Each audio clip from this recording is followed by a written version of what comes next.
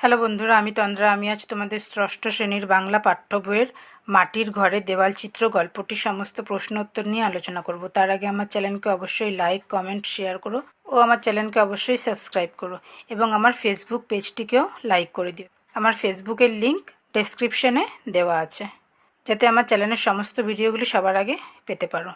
দেখো, মাটির ঘরে দেওয়াল চিত্র গল্পটি কার লেখা? গল্পটি তপন করের লেখা। একের দাগে কী আছে দেখো, লেখক তপন করের লেখা একটি বইয়ের নাম লেখো। উত্তর কী হবে দেখো, লেখক তপন করের লেখা একটি বইয়ের নাম হলো অসামান্য মানভূম। দুইয়ের দাগে কী আছে দেখো, পাঠ্য রচনাংশটি কোন বিষয়ে লেখা? উত্তর কী হবে দেখো, পাঠ্য রচনাংশটি গ্রাম বাংলায় সাধারণত মাটির ঘরের দেওয়ালে যে চিত্র অঙ্কন করা হয় সেই বিষয়ে লেখা। দুইয়ের দাগে কী আছে দেখো, ঠিক শব্দটি বেছে নিয়ে লেখো। একের দাগে কী আছে দেখো, দেওয়াল চিত্র এঁকে থাকেন সাধারণত গ্রামের পুরুষেরা, মেয়েরা না বালকেরা? উত্তর কী হবে, মেয়েরা। দুইয়ের দাগে কী আছে দেখো, মূলত বৃত্তাকার, সরল রৈখিক না জ্যামিতিক আকার আশ্রিত বর্ণ সমাবেশেই রচিত হয় সাঁওতালি দেওয়াল চিত্রণ। উত্তর কী হবে, জ্যামিতিক। তিনের দাগে কী আছে দেখো, সাধারণত মাটি থেকে 6 ফুট, 4 ফুট না 8 ফুট পর্যন্ত উচ্চতায় চিত্রণটি বিস্তৃত হয়। উত্তর কী হবে, 6 ফুট। চারের দাগে কী আছে দেখো, শালুকটিকে, পদ্মটিকে না গোলাপটিকে মানভূম দেওয়াল চিত্রের প্রতীক বলা হয়। উত্তর কী হবে, পদ্মটিকে। তিনের দাগে কী আছে দেখো, পাঠ থেকে একই অর্থের শব্দ খুঁজে নিয়ে লেখো। অর্থাৎ তোমাদেরকে শব্দার্থ লিখতে হবে। ছবির শব্দার্থ কী হবে, চিত্র। জোগাড়ের কী হবে, সংগ্রহ। পঙ্কজের কী হবে, পদ্মফুল। পুষ্পর কী হবে, ফুল। আর মাটির কী হবে, মৃত্তিকা। চারের দাগে কী আছে দেখো, নিচের বিশেষ্য শব্দগুলিকে বিশেষণ এবং বিশেষণ শব্দগুলিকে বিশেষ্যে রূপান্তরিত। অর্থাৎ যেগুলো বিশেষ্যে লেখা সেগুলোকে বিশেষণে লিখতে হবে, আর যেগুলো বিশেষণে লেখা সেগুলোকে বিশেষ্যে লিখতে হবে। দেখো, ভৌগোলিকের কী হবে, ভূগোল। নির্বাচনের কী হবে, নির্বাচিত। অঞ্চলের কী হবে, আঞ্চলিক। রচিতর কী হবে, রচনা। অলঙ্কারের কী হবে, অলঙ্কৃত। জ্যামিতির কী হবে, জ্যামিতিক। পাঁচের দাগে কী আছে দেখো, নিচের বাক্যগুলি জুড়ে একটি বাক্যে পরিণত করো। একের দাগে কী আছে দেখো, এই মাটির রং ঈষৎ হরিদ্রাভ। এই মাটির রং ঈষৎ সাদাটে। তোমাদেরকে এই দুটো সেন্টেন্সকে জুড়ে একটা সেন্টেন্সে লিখতে হবে। কী হবে উত্তর দেখো, এই মাটির রং ঈষৎ হরিদ্রাভ ও সাদাটে।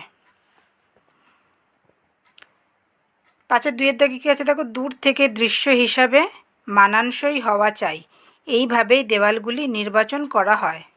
উত্তর কী হবে দেখো, দেওয়ালগুলি এমনভাবে নির্বাচন করা হয় যাতে দূর থেকে দৃশ্য হিসাবে মানানসই হয়। তিনের দাগে কী আছে দেখো, ঘরের চতুষ্পার্শ্ব ঘিরে থাকে একটি বেদি, তার রং কালো। উত্তর কী হবে দেখো, ঘরের চতুষ্পার্শ্ব ঘিরে থাকে কালো রঙের একটি বেদি। চারের দাগে কী আছে দেখো, বাংলার কৃষিজীবী সমাজের কিছু প্রাচীন উৎসব আছে, এগুলি হলো গোবন্দনা, কারাখুঁটা, গরু খুঁটা প্রভৃতি।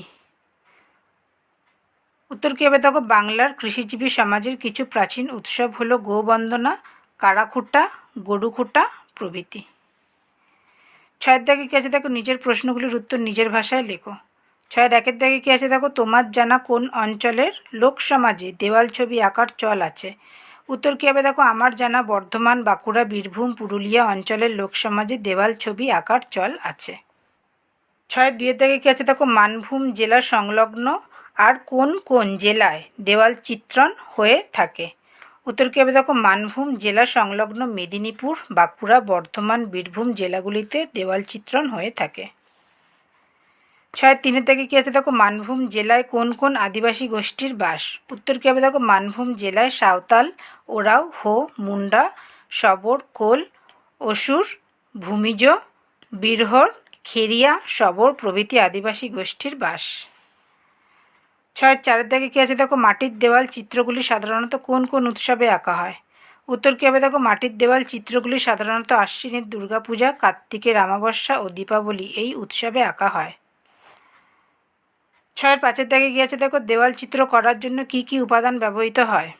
উত্তর কী হবে দেখো, দেওয়াল চিত্র করার জন্য সাধারণত লালচে গেরিমাটি ও গৈরিক বর্ণের মৃত্তিকার গেরিফল চুবিয়ে রং করার জন্য ব্যবহৃত হয়। ছয়ের দাগে কি আছে দেখো, কোন তিথিতে কৃষিজীবীরা কিভাবে তাদের গৃহসজ্জা করে তা লেখো। উত্তর কী হবে দেখো, তপন করের লেখা মাটির ঘরে দেওয়ালচিত্র গল্পে তিথি বলতে রাঢ়বঙ্গের কৃষিজীবীরা সাধারণত কালী পূজা অর্থাৎ কার্তিকের অমাবস্যাকেই গৃহমার্জনা ও অলঙ্করণের জন্য অর্থাৎ সমাজের প্রাচীন উৎসব গোবন্দনা, অলক্ষ্মী বিদায়, কারাখুঁটা, গরুখুঁটা প্রভৃতি পালিত হয়। সমগ্র ঘর বাড়ি মেরামত লেপা মোছা করার পর গৃহাঙ্গনের প্রবেশদ্বার থেকে উঠান, গোহাল, ধানের গোলা বা মড়াল এবং মূল বাসগৃহ সর্বত্র আলপনা দিয়ে সাজানো হয়। 6-7 দাগে কী আছে দেখো, কোন কোন জাতির দেওয়াল চিত্রের সাধারণ লক্ষণ পদ্ম।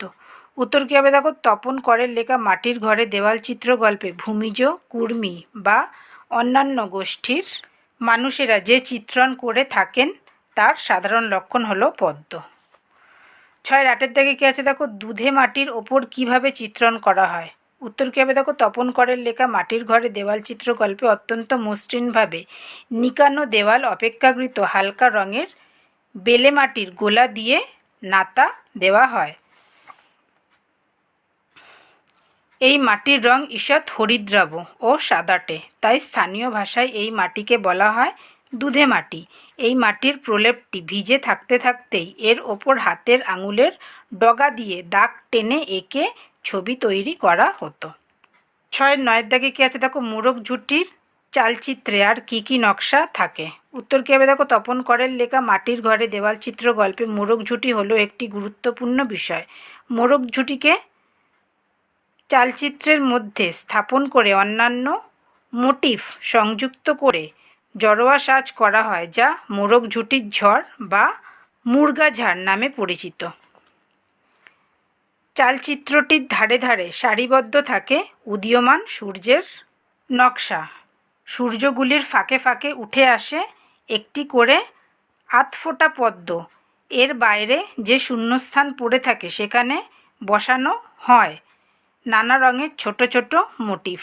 এগুলিতে থাকে পদ্ম, ইস্কাবন, হরতনের চিহ্ন ও সাধারণ লতাপাতা, পাখি, ময়ূর ইত্যাদির নকশা। ভিডিওটি ভালো লাগলে অবশ্যই আমার চ্যানেলকে লাইক, কমেন্ট ও শেয়ার করো ও আমার ফেসবুক পেজটিকেও ফলো করে দিও ও আমার চ্যানেলকে অবশ্যই সাবস্ক্রাইব করো। Thank you.